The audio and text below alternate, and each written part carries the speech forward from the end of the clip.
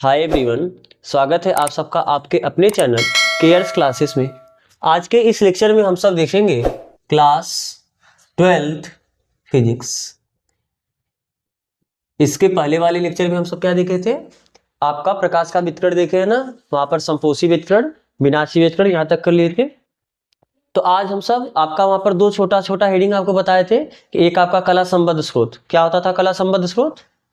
ऐसे दो प्रकाश स्रोत जिससे निकलने वाले तरंगों, जब दो तरंग, क्योंकि मान लो ये आपका पहला प्रकाश स्रोत है, आपका दूसरा प्रकाश स्रोत, इससे भी तरंग निकलेगा, इससे भी तरंग निकलेगा, तो हर जगह यहाँ पे भी यहाँ से तरंग निकल के पहुंचेगी, यहाँ पर भी यहाँ से तरंग निकल के पहुंचेगा। तो सभी बिंदु पर दोनों प्रकाश स्रोत से चलने वाले तरंग मिलेंगे कि नहीं मिलेंगे? तो यदि प्रत्येक बिंदु पर, जैसे इस बिंदु पर यहां से जो तरंग पहुंचा, यहां से जो तरंग पहुंचा, इसके बीच कुछ न कुछ कलांतर होगा। यहां पर भी यहां से चलने वाले तरंग और यहां से चलने वाले तरंगों के बीच कुछ कलांतर होगा। अब अगर एक बार जो कलांतर मिला वही कलांतर इस बिंदु पर हमेशा रहे, यानी दोनों प्रकाश स्रोतों के बीच यदि कलांतर ना बदले, तो ऐसे प्रकाश स्रोत को हम क्या बोलते हैं? कला संबद्ध स्रोत। ऐसे प्रकाश स्रोत जिससे निकलने वाले तरंगों के बीच कलांतर नियत रहे, कलांतर बदले ना, ऐसे प्रकाश स्रोत को हम क्या बोलते हैं? कला संबद्ध स्रोत। और एक दूसरा आपका डिफिनीशन पढ़ना, मतलब डिफिनीशन नहीं, वो प्रकाश के वितरण के लिए आवश्यक शर्त। आपने यंग का द्विस्लिट प्रयोग देखा ना, तो हम उसी की सहायता से, मतलब उसमें देखेंगे, आपने देखा था जो दो छिद्र है उनके बीच की दूरी बताए थे बहुत कम होना चाहिए, वो दोनों छिद्र बहुत पतले होने चाहिए। फिर यहाँ पर आपका दोनों प्रकाश स्रोत कला संबद्ध स्रोत होना चाहिए। दोनों प्रकाश स्रोत को कला संबद्ध स्रोत बनाने के ही लिए तो हमने ये पूरा व्यवस्था किया था कि एक ही प्रकाश स्रोत लिया था। बोलो, इस प्रकाश स्रोत को आपने बोला था S, और इन दोनों छिद्रों को आपने क्या बोला था? S1 और S2। तो जब अब यहां पर ये, क्योंकि आपको पता है कि जब यहां से प्रकाश चलेगा और यहां से प्रकाश चलेगा, तो ये दोनों जो छिद्र है ये क्या करेगा? एक नए प्रकाश स्रोत का बर्ताव करेगा। तो अब यहां से जो प्रकाश निकलेगा और यहां से भी जो जितने प्रकाश निकलेंगे, ये सभी प्रकाश इसी प्रकाश स्रोत से आ रहे हैं क्या? तो दोनों एक ही स्रोत से आ रहे हैं, तो दोनों कला संबद्ध स्रोत होने चाहिए। तो आपको बताया था जरूरी नहीं कि आप वहां पर एक पर्दा लेके दो छिद्र बनाओ, बिल्कुल जरूरी नहीं है। आप यहां पर एक ऐसा स्रोत रख दो, यहां पर एक आप दूसरा स्रोत रख दो, बस दोनों कैसा होना चाहिए? कला संबद्ध स्रोत होना चाहिए। तो तीसरा शर्त ये था। तो हम इस प्रकार से शर्त देखेंगे कि व्यतिकरण के लिए आवश्यक शर्त क्या है, और ये डिफिनीशन, उसके बाद हम सब न्यूमेरिकल स्टार्ट करेंगे ना। तो सबसे पहले आप हेडिंग डालो कला संबद्ध स्रोत। कला संबद्ध स्रोत क्या होता है? कला संबद्ध स्रोत ऐसा प्रकाश स्रोत या ऐसे प्रकाश स्रोत, ऐसे प्रकाश स्रोत जिससे निकलने वाली तरंगों के बीच, निकलने वाली तरंगों के बीच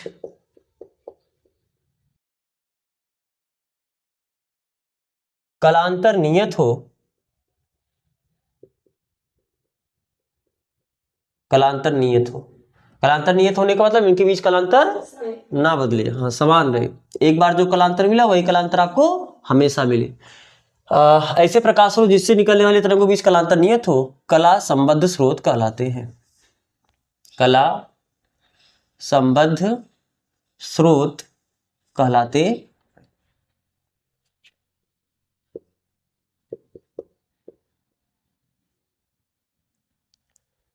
चलो हेडिंग डालो, प्रकाश के प्रतिपालित वितरण के लिए आवश्यक शर्त। प्रतिपालित मतलब एक अच्छा वितरण होना चाहिए, या आप सीधा हेडिंग डाल सकते हो प्रकाश के व्यतिकरण के लिए आवश्यक शर्त।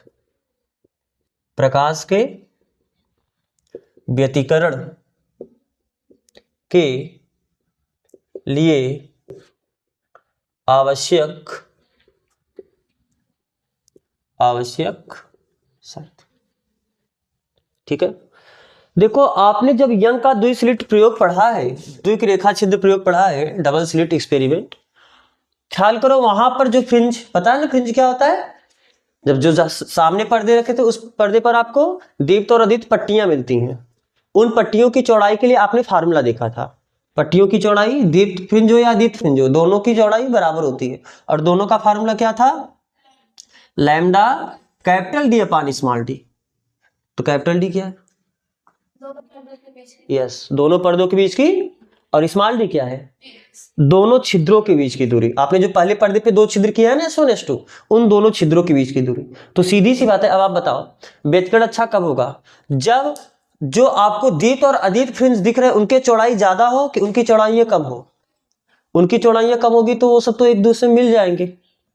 अरे क्योंकि दीप्त बाद अदीप्त मिलेगा, फिर अदीप्त बाद दीप्त मिलेगा, फिर दीप्त बाद अदीप्त, अदीप्त दीप्त एकांतर क्रम में मिलते जाएंगे। तो अगर उनकी चौड़ाई बहुत कम होगी तो आप उनको अलग अलग करके देख ही नहीं पाओगे।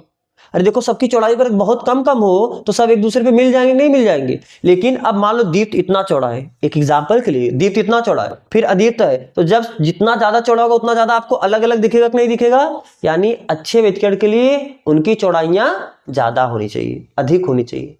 चौड़ाई ज्यादा कब होगा? डी जब ज्यादा हो। अरे डी अनुक्रमणपाती है ना, और स्मॉल डी व्युत्क्रमणपाती। यानी जब कैपिटल डी ज्यादा होना चाहिए, स्मॉल डी दो, तो यही शर्त हो गया। तो सबसे पहले आप यही दो लिख लो। और पहला शर्त तो आपको मालूम है कि दोनों प्रकाश स्रोत कैसा होना चाहिए? कला संबद्ध। तो पहले ये तीनों लिखो। फर्स्ट लिखो कि दोनों स्रोत, दोनों प्रकाश स्रोत, कोष्टक में लिख लेना S1 और S2, कला संबद्ध होने चाहिए। कला संबद्ध होने चाहिए। दूसरा शर्त, दोनों रेखा छिद्रों के बीच की दूरी, दोनों रेखा छिद्रों के बीच की दूरी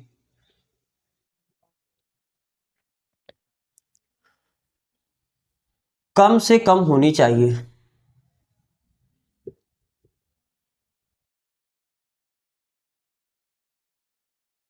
या कम से कम ना लिखे, केवल कम होनी चाहिए, ऐसा लिखो।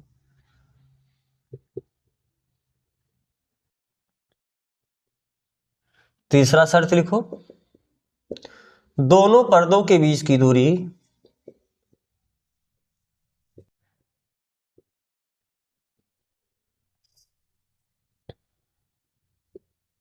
अधिक होनी चाहिए। अधिक होनी चाहिए। फोर्थ, दोनों रेखा छिद्र बहुत पतले और बहुत बारीक छिद्र होने चाहिए, बहुत मोटे छिद्र होने चाहिए? बारीक छिद्र होने चाहिए। क्यों? आपको पता है कि अगर दोनों छिद्र को आपने मोटा कर दिया तब तो पूरा का पूरा प्रकाश निकल जाएगा सीधा सीधा। तब दोनों को आपको पूरा हर जगह पूरा प्रकाश प्रकाश दिखेगा। बात समझ आ रहा है ना? तो जितना पतला छिद्र करोगे उतना ही आपको व्यतिकरण फ्रिंजेस मिलेंगे, उतने अच्छे, यानी अलग अलग दीप्त और अदीप्त। तो हमको क्या चाहिए? जो छिद्र आप कर रहे हो कैसा होना चाहिए? अत्यंत संकीर्ण ना, इसे बोले संकीर्ण यानी सकरा, पतला। ठीक है, तो लिखो आप अगला केस कि दोनों रेखा छिद्र अत्यंत संकीर्ण होने चाहिए। दोनों रेखा छिद्र अत्यंत संकीर्ण होने चाहिए।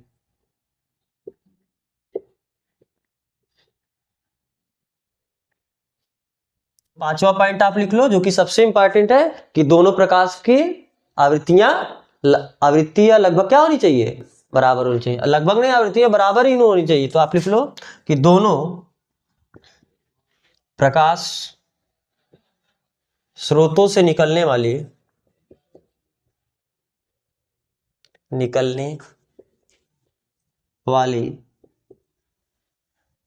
किरणों की आवृत्तियां कोष्ठक में आप लिखना किरणों के बाद कोष्ठक में लिखना तरंगों, आवृत्तियां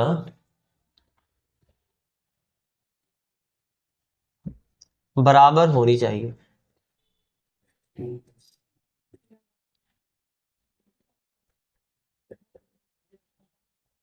और इनका एम्पलीट्यूड बराबर होना जरूरी है।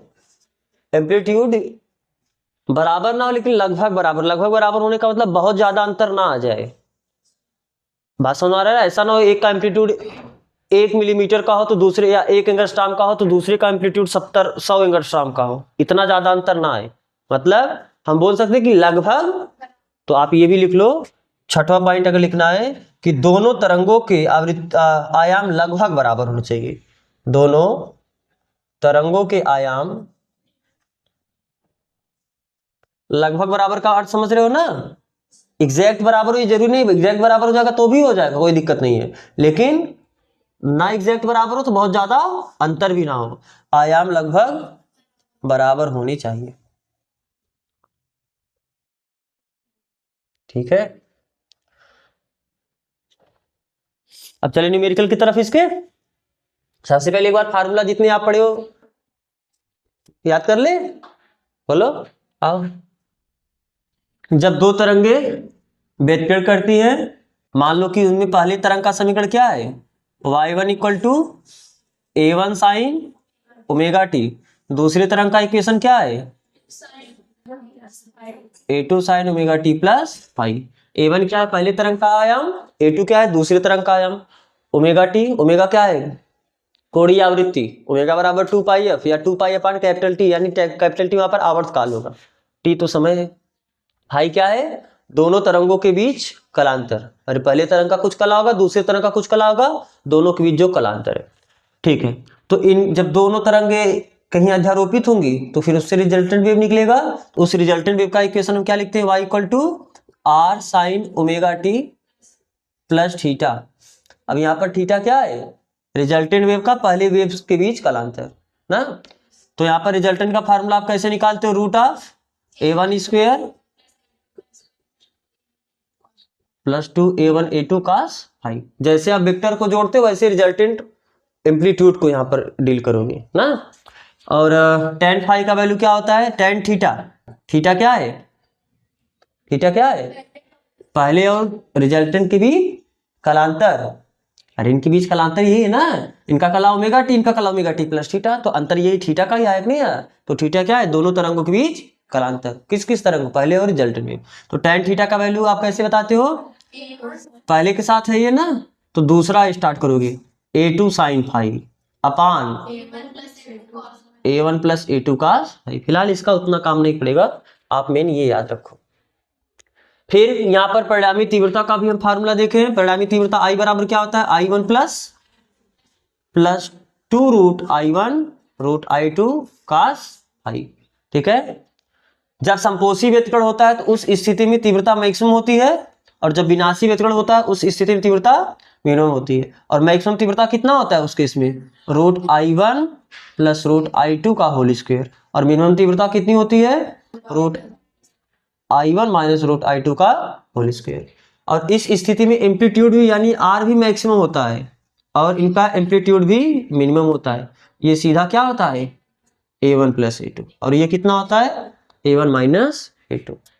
ठीक है, आई मैक्स का आई मिन के साथ अनुपात ले तो कितना आता है, आई मैक्स अपान आई मिन, आपसे पूछता है अधिकतम तीव्रता का न्यूनतम तीव्रता के साथ अनुपात बताइए, तो आई मैक्स है कितना, root I1 plus root I2 का whole square upon root I1 minus root I2 का होल स्क्वायर, और AC को हम लिख सकते हैं कितना A1 प्लस A2 का होल स्क्वायर अपान A1 माइनस A2 का होल स्क्वायर। और अगर आपको कभी R मैक्स का R मिन के साथ अनुपात पूछ ले तब, अरे मैक्सिमम तीव्रता एम्पलीट्यूड आप जानते हो A1 प्लस A2, और ये आपका कितना है A1 माइनस A2, क्या दिक्कत है, नहीं दिक्कत है बात ना।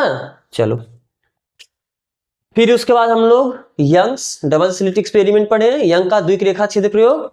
तो वहां पर आपको पता है कि जब यंग का द्विक रेखा छिद्र प्रयोग में आपने क्या देखा है, जो सामने पर्दा होता है उस पे आपको पट्टिकाएं मिलती हैं डार्क और ब्राइट, जिसे क्रमशः क्या कहते हैं दीप्त और अदीप्त फ्रिंज। डार्क वाले को अदीप्त बोलते हो और जो ब्राइट फ्रिंज होता है उसे दीप्त फ्रिंज बोलते हो। तो उनकी अपनी अपनी कुछ न कुछ चौड़ाई होगा, तो उनकी चौड़ाई का फार्मूला आपने देखे हो, W बराबर कितना lambda capital D upon small D, आपको मेन यही काम पड़ेगा। और वहां पर आपने ये भी देखा है जो सेंटर है, जैसे ये मान लो कि बीच में जो केंद्रीय फ्रिंज पड़ा, केंद्रीय फ्रिंज का मतलब समझ रहे हो ना, दोनों रेखा छिद्रों के बीच में जो बिल्कुल आता है, दोनों रेखा जहां पर बिल्कुल अंधेरा होना चाहिए वहां पर बिल्कुल आपको ब्राइट मिला है, अरे सेंटर में आपको बताए थे वहां पर ना ख्याल है प्रयोग, जब दो प्रकाश, आपको बताते हैं कि जब दो प्रकाश निकल रहे सीधे ऐसा पड़ना चाहिए, तो यहाँ पर उजाला होना चाहिए, बाकी बीच में अंधेरा होना चाहिए, जबकि ऐसा नहीं हुआ। जहां पर यहाँ अंधेरा होना चाहिए वहां पर बिल्कुल उजाला और सबसे अधिकतम उजाला मिला, यानी वहां पर दीप्त फ्रिंज बना है, वहां पर संपोषी वितरण हुआ है। तो ठीक है, तो ये जो बिल्कुल सेंटर है, यहां से एनवी दीप्त फ्रिंज की स्थिति का फार्मूला क्या था, एन लैम्डा स्मॉल डी अपान कैपिटल डी, बोलो।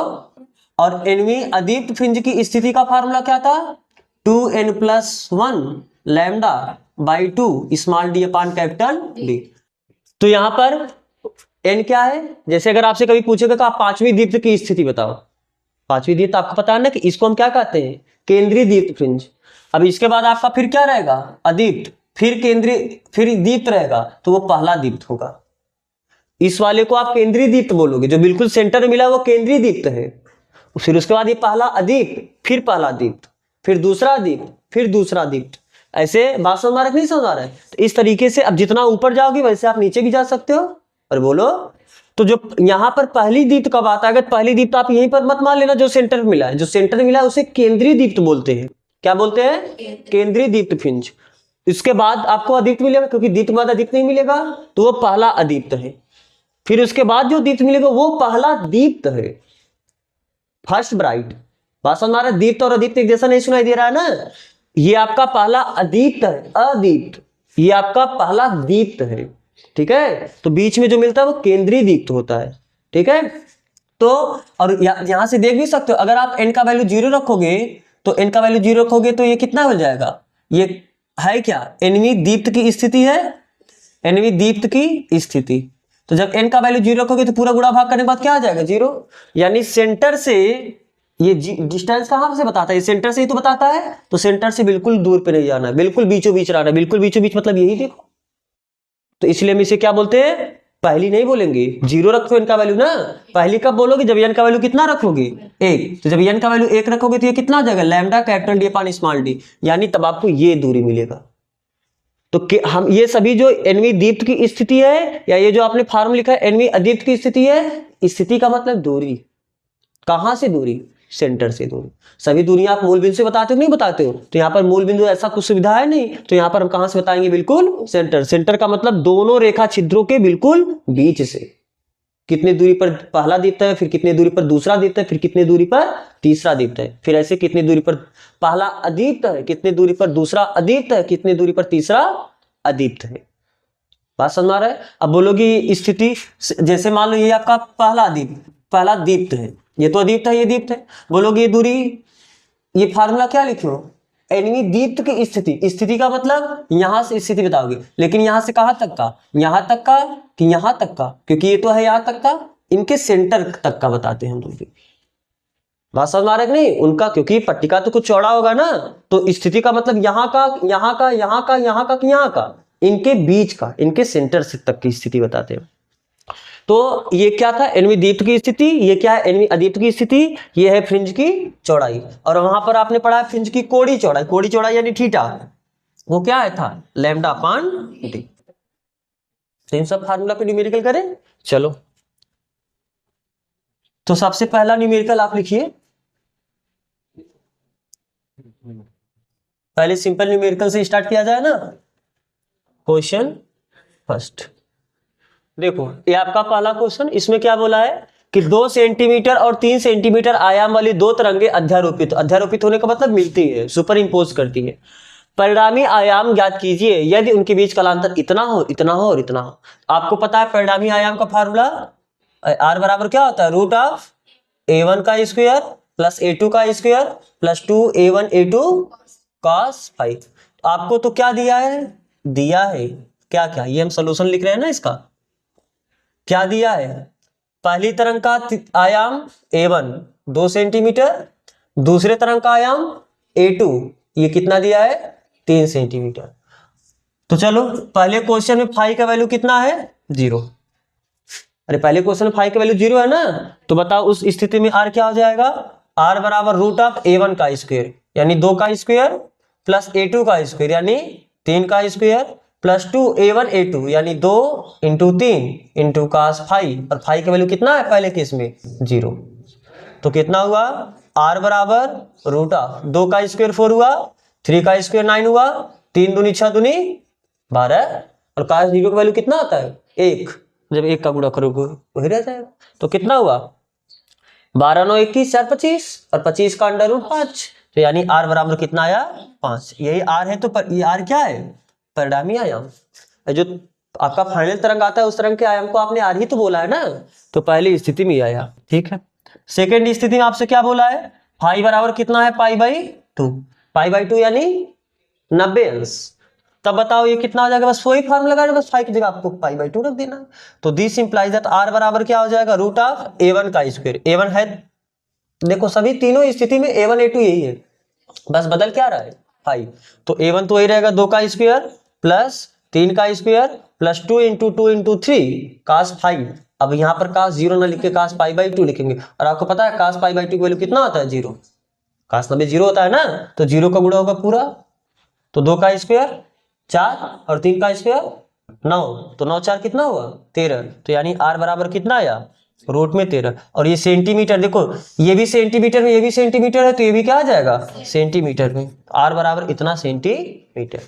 अब तीसरा देखो, तीसरा में आपसे क्या बोला है, फाई बराबर कितना दिया है पाई यानी 180 अंश। तो r बराबर क्या हो जाएगा रूट ऑफ a1 का स्क्वायर यानी 2 का स्क्वायर प्लस a2 का स्क्वायर यानी 3 का स्क्वायर प्लस 2a1 a2 यानी 2 इंटू 3 इंटू cos 5, और 5 की जगह कितना रखोगे पाई। तो r बराबर कितना है अंडर रूट 2 का स्क्वायर 4, 3 का स्क्वायर 9 प्लस 3 दूनी 6 दूनी 12, और cos पाई की वैल्यू कितना होता है -1, cos 180 का वैल्यू -1 होता है। तो r बराबर कितना आया 9 4 13, और प्लस माइनस तो माइनस हो जाएगा, तो -12, 13 में 12 घटाओ 1 आ जाएगा, तो यानी अंडर रूट 1, और अंडर रूट 1 का वैल्यू कितना आता है 1। कोई दिक्कत नहीं है ना, तो आपको पहले कॉपी करना, आप इसे कॉपी कर लो, फिर हम देखते हैं इसका अगला क्वेश्चन। देखो क्वेश्चन नंबर 2 में क्या बोल रहा है कि दो तरंगों की तीव्रताओं का अनुपात 16:25 है। मान लेते हैं पहले तरंग की तीव्रता I1 है और दूसरे तरंग की तीव्रता I2 है। आपको तो ये दिया है, क्या दिया है I1 बटे I2 बराबर 16/25। ध्यान से दर्शनों, इनकी तीव्रताओं के बीच अनुपात यही दिया ना 16:25। आपसे क्या पूछा तरंगों के आयामों का अनुपात। तो आपने अगर पहले तरंग की तीव्रता को I1 माना है, दूसरे तरंग की तीव्रता को I2 माना है, तो मान लेते हैं इनका आयाम A1 है और इनका आयाम, तो आपसे यही तो पूछा है A1 अनुपात A2 पूछा है। तो आप कैसे बताओगे, चूंकि आपको पता है ना A1 बराबर, क्योंकि ध्यान से इधर देखो, आप एक चीज पढ़े हो, जो तीव्रता होता है प्रोपोर्शनल होता है किसके ए स्क्वायर एम्पलीट्यूड की स्क्वायर की। तो यहां से I बराबर प्रोपोर्शनल का साइन हटाते हो तो ये कांस्टेंट आता है, यानी के ए स्क्वायर लिख सकते हो। बोलो अरे लिख सकते हो नहीं, ये चीज लिख सकते हो। तो जहां I1 है आपको ये जो दिया है, चूंकि I1 बटे I2 ये बराबर है 16/25, तो वहां से उस फार्मूले से आप देख के बताओ I1 बराबर क्या लिख सकते हो आप के A1 का स्क्वायर।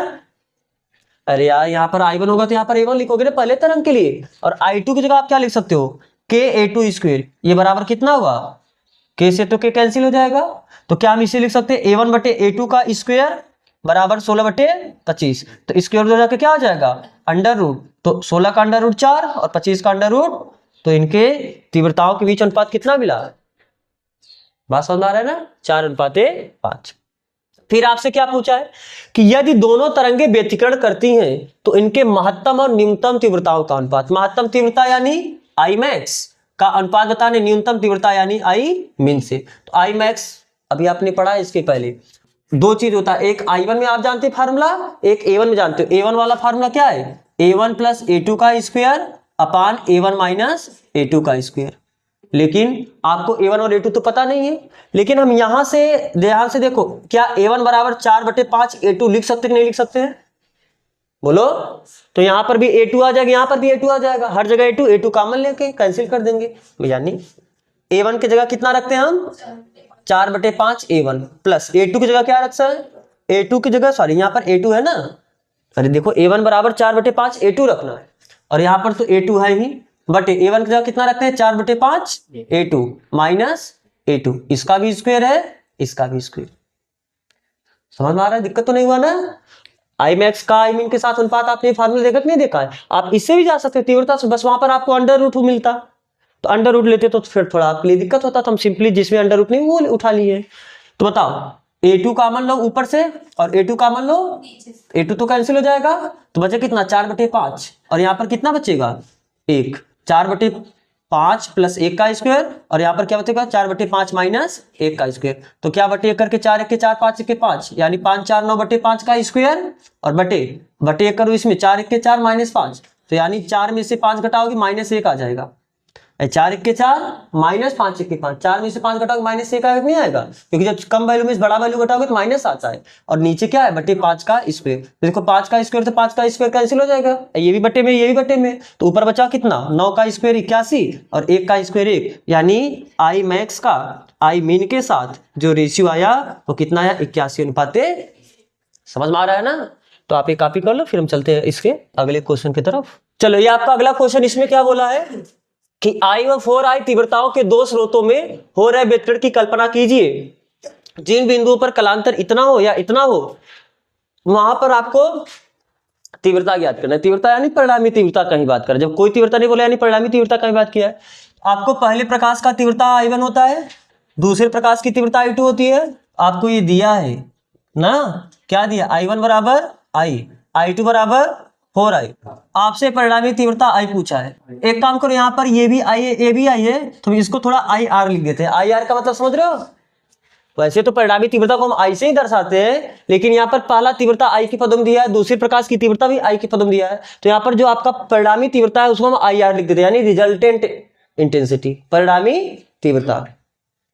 I से भी आप दर्शाते, लेकिन यहाँ पर I ऑलरेडी यूज कर चुका था इसलिए हम I लेटर नहीं दर्शाएंगे। बात समझ आ रहा है, ठीक। तो आपको चूंकि फार्मूला पता है क्या रिजल्टेंट तीव्रता क्या होता है, I1 plus I2 plus 2 root I1 I2 cos phi, ठीक। तो पहले केस में क्या बोला है कि फाई का वैल्यू कितना है, फाई क्या होता है कलांतर, तो कलांतर कितना है π/2। तो बताओ this implies that resultant intensity कितना हो जाएगा, I1 का वैल्यू कितना दिया है I2 का वैल्यू कितना दिया है 4I प्लस 2 रूट I1 का वैल्यू कितना है I और रूट 4I cos π/2।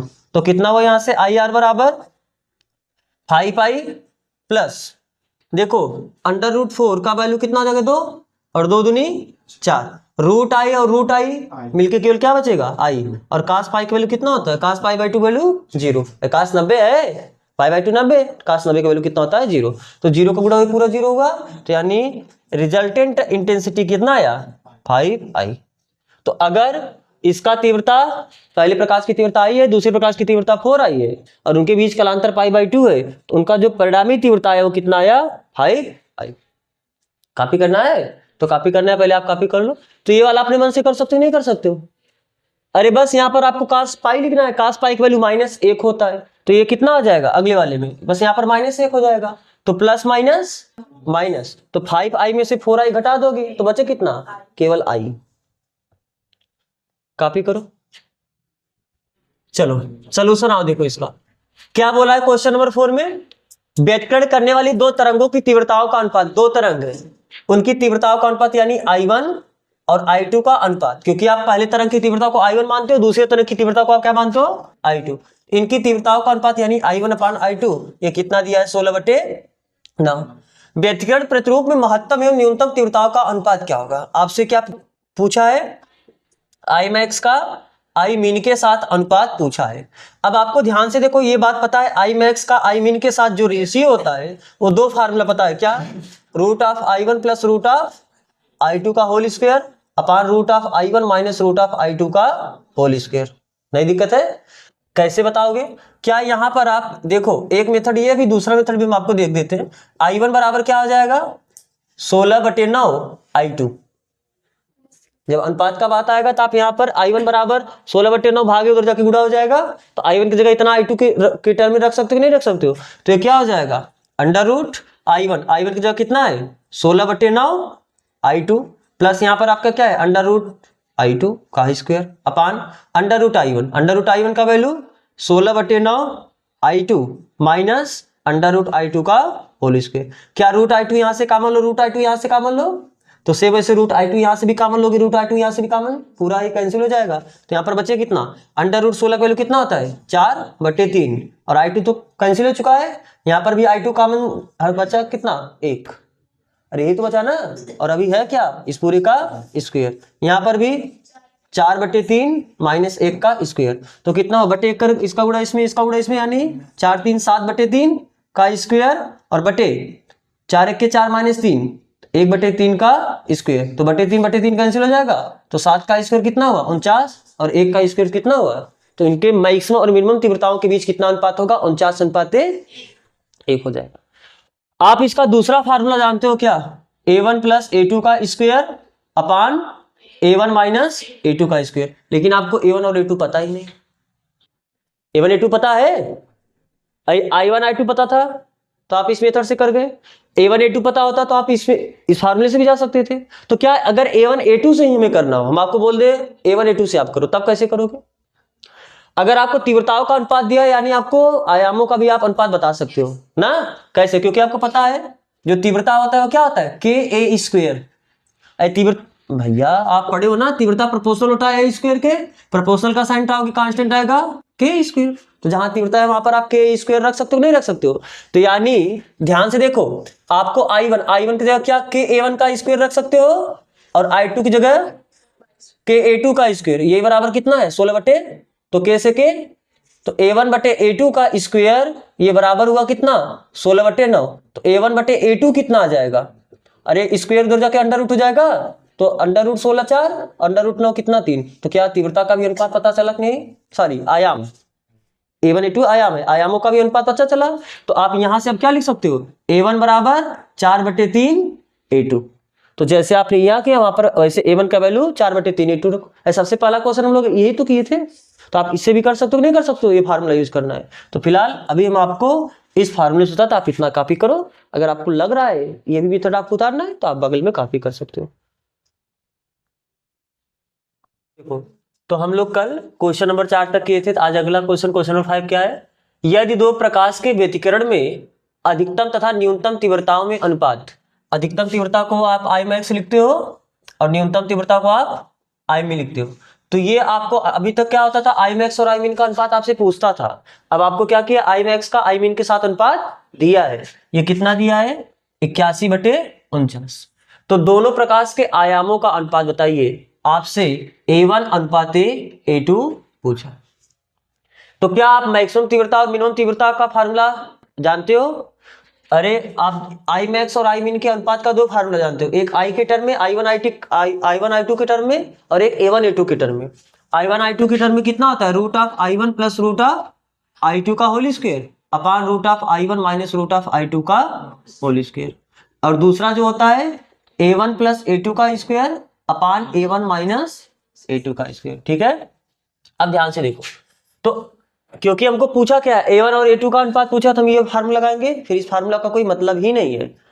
तो इस बात का मतलब क्या हुआ, Imax को आप क्या लिख सकते हो, a1 + a2 का स्क्वायर अपान a1 - a2 का स्क्वायर, यही बराबर कितना दिया है 81/49। तो यहां से क्या हुआ, क्या आप यहां से देखो, ये a1 + a2/a1 - a2 पूरे का स्क्वायर है, ऐसा लिख सकते हो, नहीं लिख सकते हो, और स्क्वायर जाके इधर जाके क्या हो जाएगा अंडर रूट, तो a1 + a2 अपान a1 - a2 ये बराबर कितना हुआ 81/9, और ये 7। हमें क्या चाहिए a1/a2, तो a1/a2 कब मिलेगा, एक काम करो, आप देखो यहां से दो तरीके से निकाल सकते हो, एक तो आप पूरा क्रॉस मल्टीप्लाई करके सकते हो, a1 एक तरफ लो, पूरा a2 तरफ लो। ख्याल करो आप क्लास 10th में दो बिंदुओं को मिलाने वाली रेखा को कोई एक बिंदु m1 अनुपात m2 में बांटता था, तो वहां पर आप ऐसा करते थे, पूरा m1 m2 पूरा हल करके m1/m2 करके अनुपात निकालते थे। तो सेम आपको एक इक्वेशन मिला, यहाँ से आपको a1/a2 निकालना है, a1 a2 नहीं निकालना है। क्या आप इस समीकरण से a1 और a2 निकाल सकते हो, क्या आप इस समीकरण का प्रयोग करके a1 अलग और a2 अलग निकाल सकते हो, बिल्कुल नहीं, क्योंकि दो चर है और दो चर को दो समीकरण हल करेगा, दो समीकरण से ही तो आप दो चरों का मान निकाल सकते हो ना। तो हम यहाँ पर a1/a2 निकाल सकते हैं, कैसे, इसका गुणा इसमें करो, कितना आ जाएगा 7a1 + 7a2 = 9a1 - 9a2, तो a1 एक तरफ ले ले, a2 एक तरफ ले ले, तो कितना 7a2 माइनस इधर आके +9a2 हो जाएगा, और ये उधर जाएगा 9a1 - 7a1, तो यहां से क्या मिला 7 7 14 15, 16, A2 इक्वल टू 2 A1। तो हमें A1 बटे A2 चाहिए था, तो अगर A1 बटे A2 चाहिए, इस बात का मतलब क्या हुआ, A2 उधर गया होगा, तभी तो A1 बटे A2 आया होगा, फिर 2 गुणा ये भी इधर आया होगा, यानी कितना हो जाएगा 16 बटे 2, यानी 2 8 16, 2 1 के, यानी 8:1 का उनके बीच में अनुपात आया। समझ में आया बात ना? तो आपको ये कॉपी करना है, पहले आप इसे कॉपी कर लो, फिर हम चलते हैं अगले क्वेश्चन पे। देखो ये आपका अगला क्वेश्चन बोला है कि समान आवृत्ति की दो तरंगे जिनकी तीव्रताएं I0 तथा 9I0, यानी क्योंकि आपको पता है कि अध्यारोपण के लिए कम से कम कितनी तरंगे चाहिए, 2, तो उनमें से पहले तरंग की जो तीव्रता है वो कितना है I0, और दूसरे तरंग की जो तीव्रता है वो कितना है 9I0। तो ये एक दूसरे को अध्यारोपित की जाती है, मतलब अध्यारोपण का हो रहा होगा। तो किसी बिंदु पर परिणामी तीव्रता यानी I, परिणामी तीव्रता को आप I से दर्शाते हो, ये कितना दिया है 7I0। तो उस बिंदु पर तरंगों के बीच न्यूनतम कलांतर ज्ञात कीजिए, यानी आपको एक तरीके से क्या पूछा है, I ना कलांतर। तो आप देखो क्या I का फार्मूला आप जानते हो, I1 plus I2 plus 2 root I1 I2 cos phi। तो I का वैल्यू कितना हुआ 7I0 इक्वल टू I1 का वैल्यू कितना है I0 प्लस I2 का वैल्यू कितना है 9I0 plus 2 root I0 into I2 9I0 और cos phi। तो 7I0 इक्वल टू 9 1 10 I0 हुआ प्लस 2, अच्छा अंडर रूट 9 का वैल्यू कितना होता है 3, और 3 का 2 में गुणा हो जाएगा, कितना आ जाएगा 3 दूनी 6, और रूट I0 मिलके क्या हो जाएगा, केवल I0 हो जाएगा cos phi। देखो I0 यहाँ से I0 यहाँ से I0 यहाँ से कॉमन लेके इसे कैंसिल कर दें, तो ये I0 कैंसिल हो जाएगा, तो यहाँ पर बचेगा कितना 7 बराबर 10 प्लस 6 cos phi।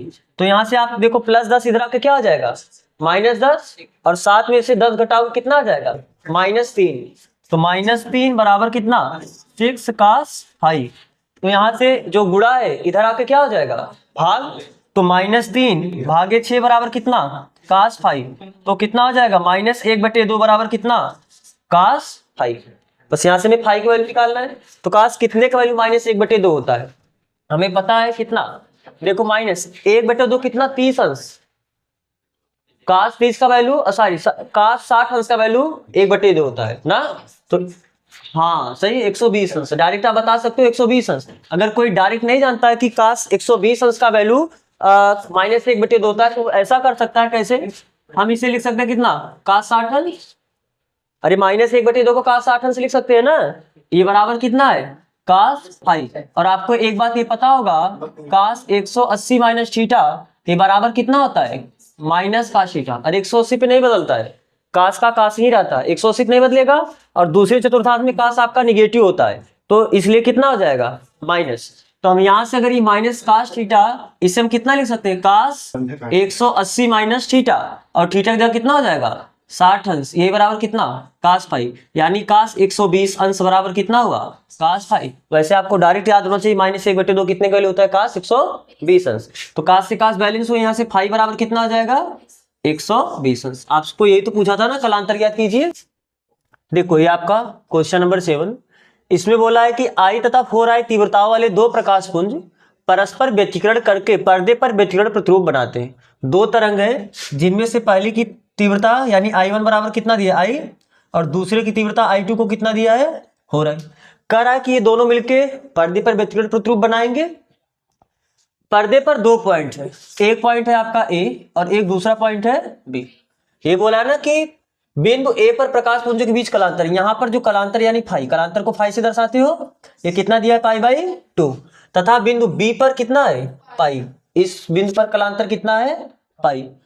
तो क्या पूछा कि बिंदु A तथा B पर परिणामी तीव्रताओं का अंतर, यहाँ पर हर पॉइंट पर कुछ न कुछ परिणामी तीव्रता आएगा, तो यहाँ पर जो परिणामी तीव्रता है और यहाँ पर जो परिणामी तीव्रता है, दोनों बिंदुओं पर परिणामी तीव्रता का अंतर निकालना है। तो पहले आप परिणामी तीव्रता निकालो कहाँ पर A पर, आइए का मतलब बिंदु A पर परिणामी तीव्रता। पहली बात तो आपको परिणामी तीव्रता का फार्मूला मालूम है कि नहीं मालूम है, परिणामी तीव्रता का फार्मूला क्या होता है I1 plus I2 2 root I1 I2 cos phi। तो अगर बिंदु A पर हमें परिणामी तीव्रता चाहिए, तो मान लेते हैं वहां पर परिणामी तीव्रता क्या है आई ए। यहाँ पर परिणामी तीव्रता क्या है, आई बी। तो आई ए बराबर क्या हो जाएगा, आई one i two 4i plus 2 root I one का value i root i two value 4i और कास फाइव। बिंदु ए पर कलांतर कितना है, पाई बाई 2। तो कितना हुआ ये, आई ए बराबर 4i प्लस आई मिलकर कितना हो जाएगा 5i। अब देखो यहाँ पर रूट 4 है, रूट 4 का वैल्यू कितना होता है 2 और 2 दूनी 4, तो ये कितना हो जाएगा 4 और रूट आई मिलके क्या हो जाएगा, केवल आई हो जाएगा आई। और कास पाई बाई 2 का वैल्यू कितना होता है 0, तो ये 0 का गुणा पूरा 0 हो गया। तो यानी बिंदु ए पर परिणामी तीव्रता कितना आया 5i, 5i बस ना। अब बिंदु बी पर परिणामी तीव्रता निकालना है, तो आई बी कितना हो जाएगा, आई one I plus I two 4i plus 2 root I one का वैल्यू कितना है आई और आई टू का वैल्यू कितना है 4i और कास फाइव का वैल्यू कितना है 5। तो आई बी बराबर कितना हुआ, आई और 4i मिलकर कितना हो जाएगा 5i प्लस फिर वही चीज यहाँ पर इसका वैल्यू 2 होगा, 2 दूनी 4 रूट आई मिलकर कितना हो जाएगा केवल आई और कास पाई का वैल्यू कितना होता है -1। तो आई बी बराबर कितना आया, ये प्लस माइनस हो जाएगा 5i minus 4i equal to केवल आई। तो बिंदु बी पर परिणामी तीव्रता कितना आया आई। आपसे पूछा क्या है, दोनों बिंदुओं पर परिणामी तीव्रताओं का अंतर यानी हमें क्या पूछा है आई ए माइनस आई बी, ये तो पूछा है ना। तो आई ए का वैल्यू कितना हुआ 5i माइनस आई बी का वैल्यू कितना हुआ आई, तो 5i माइनस आई करो कितना हो जाएगा 4i। तो ये क्या हो गया, दोनों बिंदुओं पर परिणामी तीव्रता का अंतर। समझ में आ रहा है ना। तो कॉपी करना, आप इसे कॉपी करो, फिर हम देखते हैं अगला क्वेश्चन।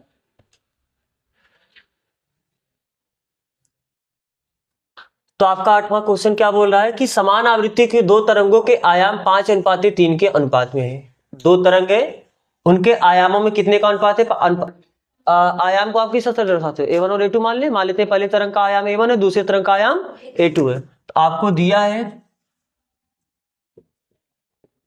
क्या दिया है A1 बटे A2, ये कितना दिया है 5/3। तो हम जरूरत पड़ने पे A1 बराबर 5/3 A2 लिख सकते हैं। अनुपात वाले क्वेश्चन को ऐसे ही तो करते हो।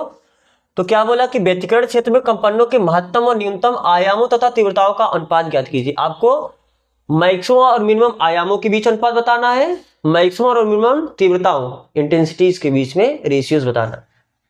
यानी अब देखो, जब आयाम को आप क्या लिखते हो ए से लिखते हो, या हम परिणामी आयाम को यहाँ पर आर से डिनोट करते हैं। फार्मूला आपने आर बराबर देखा ना, रूट ऑफ A1 का स्क्वायर प्लस A2 का square plus 2 A1 A2 cos 5। तो परिणामी आयाम को हम लोग किससे दर्शाते हैं, आर से। तो आपको पूछा क्या है, आर मैक्स का अनुपात पूछा किसके साथ, आर मिन के साथ, और आई मैक्स का अनुपात पूछा है किसके साथ, आई मिन के साथ। यानी मिनिमम मैक्सिमम तीव्रता का मिनिमम तीव्रता के साथ अनुपात, और मैक्सिमम एम्पलीट्यूड यानी आयाम का मिनिमम एम्पलीट्यूड यानी न्यूनतम आयाम के साथ अनुपात। तो आपको ये फार्मूला पता है क्या, चूंकि are max upon R min ये कितना होता है A1 प्लस A2 अपान A1 माइनस A2, ख्याल है ना ये चीज। और आई मैक्स का आई मिन के साथ जो अनुपात होता है वो कितना होता है आई मैक्स का, क्योंकि देखो A1 प्लस A2 का square upon A1 minus A2 का स्क्वायर, यहां पर स्क्वायर होता है, यहां पर बिना स्क्वायर के होता है। ठीक है, हम ये फार्मूला आप root I1 plus root I2 का whole square upon root I1 minus root I2 का होल स्क्वायर से भी आप जानते हो। लेकिन तीव्रता का अनुपात नहीं दिया है, तो हम लोग तीव्रता से नहीं जाते, हम लोग आयाम से ही निकाल लेते हैं दोनों चीज को। ऐसा नहीं, यहाँ से आप तीव्रता भी निकाल सकते हो, क्योंकि अगर आपको आयामों का अनुपात दिए तो आप तीव्रता का भी अनुपात बता सकते हो कि नहीं बता सकते हो। कैसे, बस यहाँ पर के I1 का स्क्वायर लिख दो, यहाँ पर के I2 का स्क्वायर, कैसे के कैंसिल हो जाएगा, I1 अपान I2 बराबर इसका अंडर रूट हो जाएगा। लेकिन यहाँ पर आयाम दिया, क्यों उतना करे, आयाम से ही हम कर देते हैं। कैसे, तो this implies that R max upon R min ये कितना हो जाएगा A1 की जगह हम कितना लिख देते हैं 5/3, या एक काम आप ऐसे भी कर सकते हो। इसमें देखो दूसरा भी तरीका है, आप इसमें से A2 कॉमन ले लो। क्या कॉमन ले लो, A2। अगर आप ऊपर से A2 कॉमन लोगे तो यहाँ पर तो A2 है नहीं, तो बचेगा कितना A1 अपान A2। ये कॉमन लेने का मतलब भाग देना, बात समझ आ रहा है ना। जब आप इसका इसमें गुणा करोगे A2 कैंसिल हो जाएगा, बचेगा कितना A1, और A2 में से तो A2 कॉमन ले तो कितना हो जाएगा 1। सेम वैसे यहाँ पर भी कर सकते हो। कैसे? a2 कॉमन ले लो, जब a2 कॉमन लोगे कितना आ जाएगा, a1 अपान a2 माइनस 1। ये इससे क्या हुआ, कैंसिल हो जाएगा। तो यहाँ पर आया कितना, आर मैक्स अपान आर मिन बराबर, देखो a1 अपान a2 की वैल्यू आपको डायरेक्ट पता है कितना, 5/3 प्लस 1 अपान 5/3 माइनस 1। बात समझ में आया कि नहीं समझ में आया? आप ऐसे भी कर सकते हो, या अगर आपको ऐसा दिक्कत लग रहा है तो सीधा आप a1 की जगह 5/3 a2 रखो, a1 की जगह 5/3 a2 रखोगे, फिर a2 ऊपर से कॉमन लोगे, a2 नीचे से कॉमन लोगे, तब a2 कैंसिल होगा, फिर आपका बचेगा यही। बात समझ आ रहा है ना? तो आप इसे सॉल्व कर सकते हो। बटे 1 इसका गुणा से 5 1 के 5 प्लस 3 8/3 और 5 1 के 5 माइनस 3 यानी 2/3। 5 में से 3 घटा के 2 आएगा ना, तो ये 2 बटे कितना हो 3, 3 से 3 कैंसिल हुआ, तो यहाँ पर बचा कितना 8/2 यानी 4:1। तो मैक्सिमम और मिनिमम आयामों के बीच अनुपात कितना आया, 4:1। अब ये भी आप वैसे कर सकते हो। कैसे? I max upon I mean, ये पूछा है ना, तो आप अंदर से क्या कॉमन ले लो, a2 कॉमन लोगे तो कितना हो जाएगा, a1 अपान a2 प्लस 1, लेकिन इस पूरे का क्या है स्क्वायर अपान, फिर यहां से भी a2 कॉमन ले लो, तो a1 अपान a2 माइनस 1 और इस पूरे का क्या स्क्वायर, तो a2 से a2 कैंसिल हो जाएगा। तो a1 अपान a2 का वैल्यू है कितना, 5/3 प्लस 1 का स्क्वायर और बटे 5/3 माइनस 1 का स्क्वायर, तो ये कितना आ जाएगा, ये आएगा 8/3 का स्क्वायर और ये कितना आ जाएगा 2/3 का स्क्वायर, तो 3 से कैंसिल हो जाएगा, तो कितना हो जाएगा 8 का स्क्वायर बटे 2 का स्क्वायर, यानी आप 8 है कितना होता है 64 और 2 दूनी कितना 4, तो 16 चौका 64, 16:1। ये क्या हुआ, आई मैक्स का आई मीन के साथ अनुपात, ये बराबर है ना बीच में, बराबर का। बात समझ में आ रहा है? तो उनके परिणामी आयामों के बीच 4:1 का अनुपात है और परिणामी तीव्रताओं के बीच, सॉरी मैक्सिमम और मिनिमम तीव्रताओं के बीच 16:1 का। तो क्या देखो उसका स्क्वायर ही करके दिया कि नहीं दिया है, सीधी बात है, उसी का स्क्वायर ही तो है। बात समझ आ रहा है? तो आप अलग अलग लगा सकते थे या डायरेक्ट इतना करने के बाद डायरेक्ट स्क्वायर करके भी आप लगा सकते थे। तो आप कॉपी करो, फिर हम देखते हैं इसका अगला क्वेश्चन। चलो आपका एक नवा क्वेश्चन क्या बोल रहा है, 4500 एंगस्ट्रॉम तरंगदैर्घ्य का प्रकाश 1.5 मिलीमीटर की दूरी पर स्थित 2 स्लिटों पर डाला जाता है। स्लिटों से 50 सेंटीमीटर दूरी पर रखे पर्दे पर फ्रिंज की चौड़ाई ज्ञात कीजिए। अब देखो यहाँ से आपका यंग का द्विक रेखा छिद्र प्रयोग का क्वेश्चन स्टार्ट हुआ है। हम एक बार थोड़ा सा फिर से फार्मूला रिवीजन करते हैं। देखो आपने पढ़ा कि जब यंग का द्विक रेखा छिद्र प्रयोग पढ़े हो तो ये 2 पर्दे होते थे, दोनों पर्दे के बीच की दूरी को कैपिटल डी बोलते थे, इसको हम कहते हैं स्लिट। ये आपका पहला स्लिट है, दूसरा रेखा छिद्र भी कहते हैं, इंग्लिश में उसे स्लिट बोल देते हैं, कभी कभी हिंदी में देखो ऐसे स्लिट लिख देता है। तो इनके बीच की जो दूरी होती थी इसको क्या बोलते थे, स्मॉल डी। आपको पता है कि बिल्कुल बीचों बीच आपको क्या मिलता है, दीप्त फ्रिंज मिलता है। फिर उसके बाद आपको थोड़ा यहाँ पर हमने बड़ा बना दिया, छोटा समझ लेना। फिर इसके बाद आपको अदीप्त मिलेगा, फिर आपको दीप्त मिलेगा, फिर आपको अदीप्त मिलेगा, फिर आपको दीप्त मिलेगा। आप ये जो सेंटर से ये जैसे आपका ये क्या है, मान लो ये अदीप्त है डार्क, और इसे हम क्या बोलते हैं ब्राइट, फिर ये आपका है डार्क, फिर ये आपका क्या है ब्राइट, और बीच में तो आपका क्या मिलता है ब्राइट। तो इसको कहते हैं केंद्रीय दीप्त फ्रिंज। क्या बोलते हैं, केंद्रीय दीप्त फ्रिंज। फिर ये जो सेंटर आया यानी दोनों स्लिटों के बीच से ये पहला अदीप्त हुआ, कौन सा दीप्त है, पहला अदीप्त है, ये पहला दीप्त है, ये केंद्रीय दीप्त है, बताया ना ये ब्राइट है आपका, तो ये बिल्कुल सेंटर बना इसलिए इसे केंद्रीय दीप्त बोलते हैं। ये आपका पहला दीप्त है, ये आपका दूसरा दीप्त है, फिर ऐसे तीसरा दीप्त आएगा, चौथा दीप्त आएगा। तो सेंटर से पहले दीप्त की जो स्थिति होगी यानी ये दूरी, इसी को हम कहते हैं यक्स। तो सेंटर से पहले दीप्त यानी किसी भी, चाहे पहले दीप्त, चाहे दूसरे दीप्त, चाहे तीसरे दीप्त, चाहे किसी भी दीप्त, एनवी दीप्त की जो स्थिति का आपने फार्मूला पढ़ा है, एनवी दीप्त की स्थिति, इसका फार्मूला क्या है, N lambda capital D upon small. N का वैल्यू आप यहाँ पर 1 रखोगे तो आपको पहली दीप्त की स्थिति मिलेगा, एन का वैल्यू आप यहाँ पर 2 रखोगे तो आपको दूसरी दीप्त मिलेगा, एन का वैल्यू आप 3 रखोगे तो आपको तीसरी दीप्त मिलेगा। इस तरीके से आप पहली दीप्त फिर दूसरी दीप्त की सेंटर से दूरी बता सकते हो इस फार्मूले से। फिर आपको बताओ सेंटर से यहाँ देखो पहला अदीप्त है, फिर सेंटर से ये दूसरा अदीप्त है, फिर ऐसे तीसरा दीप्त आएगा, फिर एक ब्राइट रहेगा, फिर छोड़ के चौथा है, पांचवा दीप्त ऐसे आता रहेगा कि नहीं आता रहेगा, बीच बीच में उसका दीप्त रहता रहेगा। तो सेंटर से किसी भी अदीप्त की स्थिति अगर निकालना है तो एनवी अदीप्त की स्थिति का फार्मूला आपने क्या पढ़ा है, 2n+1 lambda capital D upon small D. लेकिन n का वैल्यू आप कहां से रखते हो, 0 से तो याद रखना यहाँ पर अगर n का वैल्यू 0 रखोगे यहाँ पर तो आपको पहली अद्वितीय मिलेगी, n का वैल्यू यहाँ पर 1 रखोगे तो आपको दूसरी अद्वितीय मिलेगी, n का वैल्यू जितना रखोगे उससे एक अगला अद्वितीय मिलेगा। क्योंकि अब ध्यान से देखो, जब आप n का वैल्यू 0 रखोगे तो यहाँ कितना हो जाएगा, lambda capital D upon small D. लेकिन जो अद्वितीय तो यहाँ पर बना, यानी रखे क्या n बराबर 0 और मिला क्या आपको पहला अद्वितीय। तो जब n बराबर 0 रखे तो आपको पहला अद्वितीय मिला, n बराबर 1 रखोगे तो आपको दूसरा अद्वितीय मिलेगा, n बराबर 2 रखोगे तो आपको तीसरा। तो n का जितना वैल्यू रखोगे उससे एक अगला अद्वितीय मिलेगा। क्यों? क्योंकि 0 रखने पे आपको कौन सा अद्वितीय मिलता है, पहला। अगर आप ऐसा व्यवस्था चाहते हो कि हम 1 रखे पहला अद्वितीय मिले, 2 रखे दूसरा अद्वितीय रखे, तो जहां 2n + 1 है वहां पर आप क्या कर देना 2n - 1। आपको बताया गया ये चीज रीजन। तो अगर 2n - 1 यूज करोगे तो n का वैल्यू 1 रखोगे तो आपको पहला अद्वितीय मिलेगा, n का वैल्यू 2 रखोगे तो आपको दूसरा अद्वितीय मिलेगा, n का वैल्यू 3 रखोगे तो आपको तीसरे अद्वितीय की स्थिति। और ये स्थिति यानी दूरी है, कहां से, सेंटर से, बिल्कुल केंद्र से। यहाँ केंद्र का मतलब दोनों स्लिटों के बीच से स्थिति बताता है। फिर आपको पता है हर डार्क और ब्राइट फ्रिंजेस का कुछ न कुछ चौड़ाई होता है। तो जो इनका चौड़ाई होता है फ्रिंज का, दोनों की चौड़ाइयां क्या होती है, बराबर। जितना चौड़ा डार्क होगा फ्रिंज होगा उतना चौड़ा ब्राइट फ्रिंज भी होगा। तो इनकी चौड़ाई का फार्मूला क्या है, lambda capital D upon small D. तो बस इसमें 3 फार्मूला है। एक आपका कोड़ी चौड़ाई का फार्मूला क्या होता है, लैम्डा अपान स्मॉल डी। तो क्या 4 फार्मूले याद रख सकते हो ना। एनवी अदीप्त यानी पहला दूसरा तीसरा, ये से। तो एनवी अदीप्त का फार्मूला ये है, एनवी दीप्त की स्थिति निकालने का फार्मूला ये है, एनवी अदीप्त की स्थिति निकालने का फार्मूला ये है। n बराबर 0 रखोगे तो केंद्रीय दीप्त मिलेगा, n बराबर 1 रखोगे पहले दीप्त की स्थिति मिलेगा, n बराबर 2 रखोगे दूसरे दीप्त की स्थिति मिलेगा।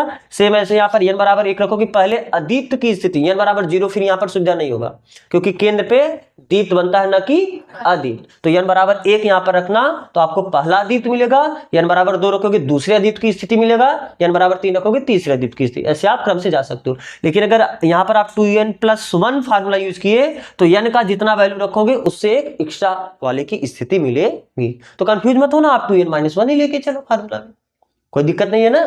तो चलो, तो अब बताओ इस क्वेश्चन में आपको क्या बोला है, कह रहा है कि 4500 एंगस्ट्रॉम तरंगदैर्घ्य का प्रकाश, जो प्रकाश लिए उसका तरंगदैर्घ्य कितना है 4500 एंगस्ट्रॉम, 1.5 मिलीमीटर की दूरी पर स्थित 2 स्लिटों पर डाला जाता है। ये जो प्रकाश है 2 स्लिटों पे डाला जाता है, दोनों स्लिटों के बीच की दूरी कितनी है 1.5 मिलीमीटर है। यही बोला ना, 1.5 मिलीमीटर की दूरी पर स्थित 2 स्लिट है। तो यानी स्लिटों के बीच की दूरी को आप स्मॉल डी से दर्शाते हो, स्मॉल डी बराबर 1.5 मिलीमीटर।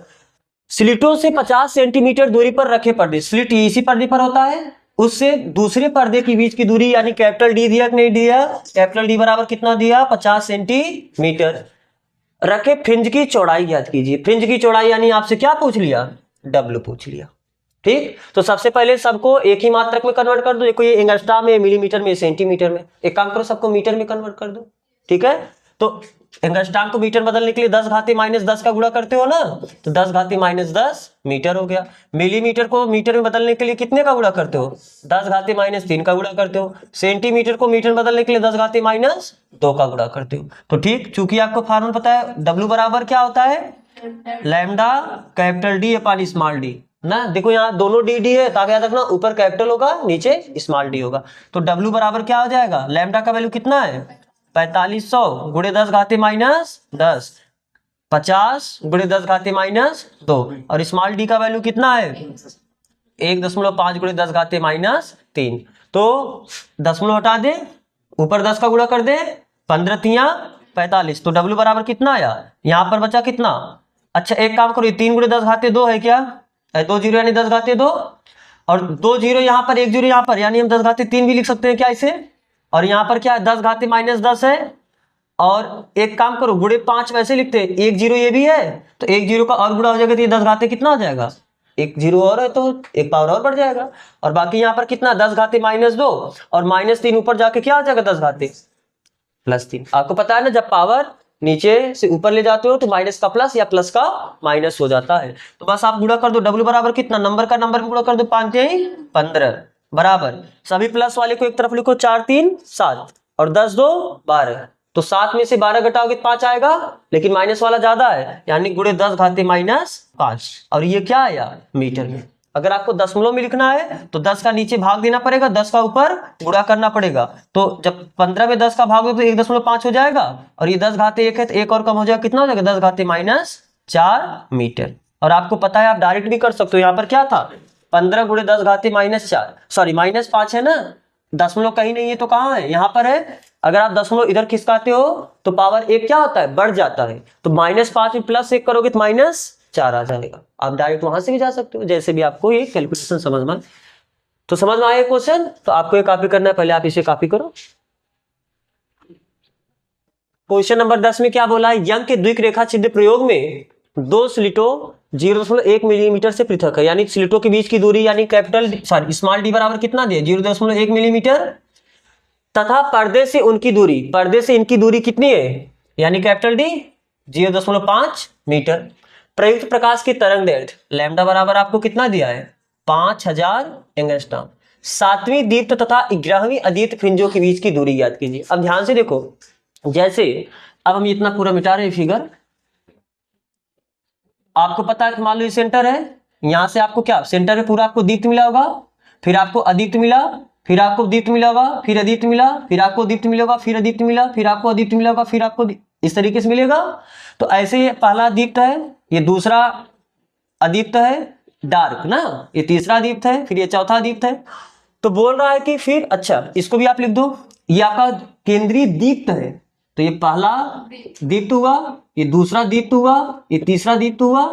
तो आपको क्वेश्चन में क्या बोला सातवीं दीप्त, ऐसे ऐसे करते चले जाओगे आपको कहीं सातवीं दीप्त मिलेगा, और फिर 11वीं अदीप्त, और ऐसे बढ़ते चले जाओगे आपको कहीं 11वां अदीप्त मिलेगा यानी डार्क। बोलो, जैसे यहाँ पर तीसरा डार्क चौथा डार्क ऐसे ऐसे करके आपको 11वां डार्क मिलेगा कि नहीं मिलेगा, कहीं आपको डार्क 11वां मिलेगा।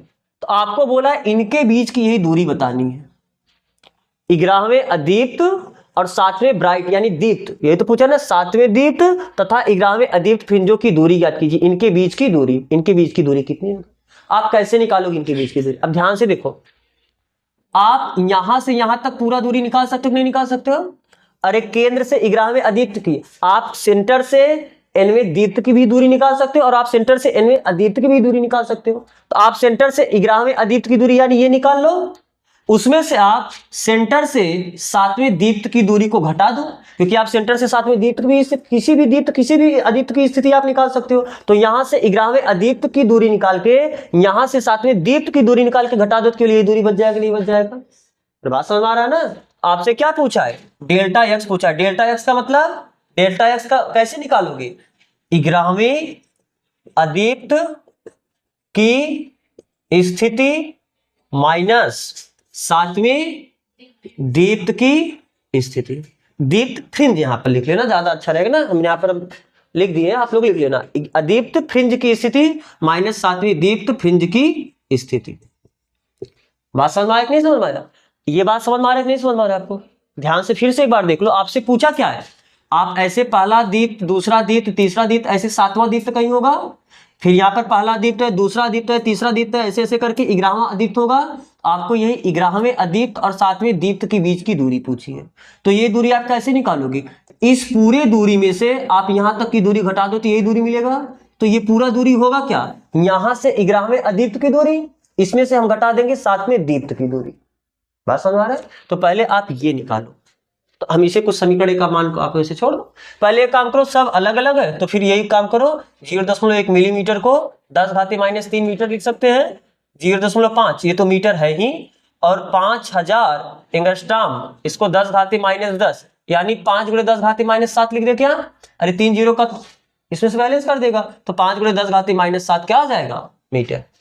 तो पहले क्या निकालो, आपको पता है चूंकि nवीं अदीप्त फ्रिंज की स्थिति, nवीं अदीप्त फ्रिंज की स्थिति का फार्मूला क्या है 2n-1 lambda capital D upon small D.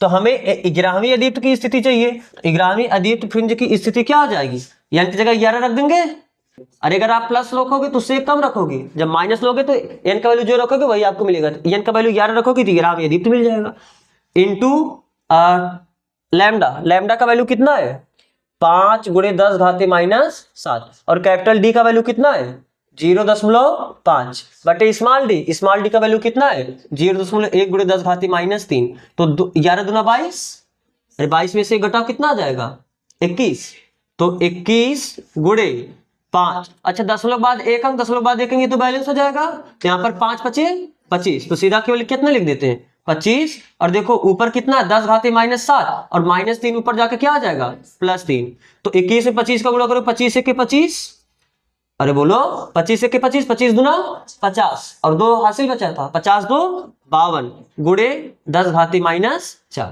Minus जब बेस सेम होता है पावर जुड़ जाता है, -7 में +3 जोड़ोगे तो -7 में 3 घटा दो तो बचा कितना 4, माइनस वाला बढ़ा है तो माइनस आ जाएगा, तो ये इतना मीटर, ये क्या आया 11वीं अदीप्त की स्थिति। अब मैं यहां तक यानी 7वीं दीप्त की स्थिति निकालनी है, तो चूंकि nवीं दीप्त फ्रिंज की स्थिति निकालने का फार्मूला आप क्या जानते हो, n लैम्डा कैपिटल D अपान स्मॉल d, तो हमें क्या निकालना है 7वीं दीप्त निकालना है, तो 7वीं दीप्त फ्रिंज की स्थिति, ये कितना आ जाएगा 7 रखोगे, लैम्डा का वैल्यू है कितना 5 गुणे 10 घाती -7, कैपिटल डी का वैल्यू कितना है 0.5, स्मॉल डी का वैल्यू कितना है 0.1 गुणे 10 घाती -3, तो 10 बाद 1 अंक 10 बाद 1 अंक बैलेंस हो जाएगा, तो बचा कितना 7 × 5 = 35, और 35 में 5 का गुणा करोगे 5 × 5 = 25, 2 5 × 15 2 17, यानी 175 गुणे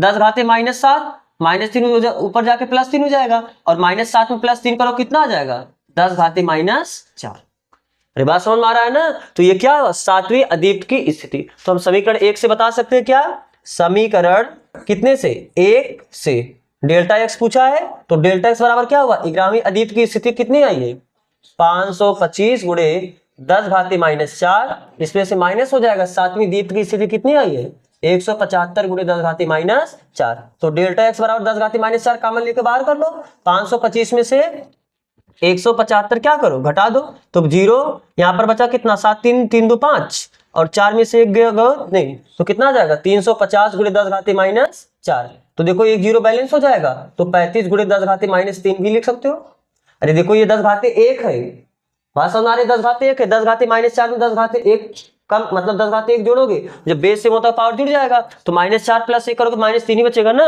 तो कितना हुआ 35 गुणे 10 घाती -3 मीटर, यानी इनके बीच की दूरी कितनी आ जाएगी 35 गुणे 10 घाती -3 मीटर, बात समझ आ रहा है, तो क्या ये फार्मूला समझ में आया ना, इस फार्मूले का मतलब, ठीक है, आपको ये कॉपी करना आप इसे कॉपी कर लो, तो न्यूमेरिकल आपका यहाँ पर कंप्लीट हुआ, तो अब हम लोग कल से प्रकाश का विवर्तन, व्यतिकरण कंप्लीट हुआ तो विवर्तन पढ़ेंगे, तो आज यहाँ पर बस करते हैं, यहाँ तक जुड़ने के लिए आप सबका बहुत बहुत धन्यवाद।